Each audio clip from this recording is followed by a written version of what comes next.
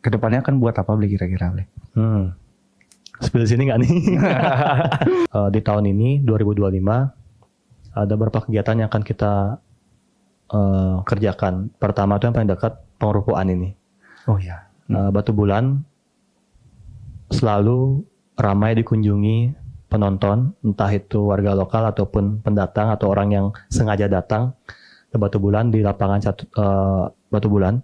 Dan pada tahun ini kita akan rapatkan segera dengan teman-teman STT, dengan semua pemuda untuk membuat suatu kolaborasi yang baru yang sesuai dengan kesepakatan, dan tentunya simbol persatuan tetap menjadi titik berat kita di setiap kegiatan itu. Salah satunya di ngerupuk nanti tunggu aja itu karena dekat kan ngerupuk lagi 2 bulan. Nah, besok yang kedua, Batu Bulan tahun ini dipercaya sebagai perwakilan Kecamatan Sekuati untuk pawai HUT Kota Gianyar nanti di bulan April.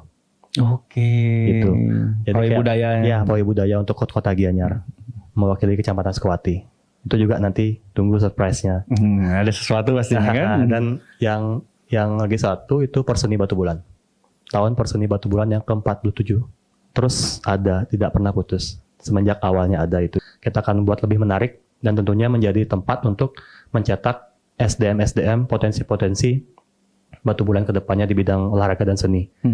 Siapa tahu nanti ke depannya akan lebih banyak lagi atlet yang lahir dari Batu Bulan karena perseni ini. Lebih banyak seniman budayawan yang bisa lebih luas berkiprah dengan adanya perseni ini.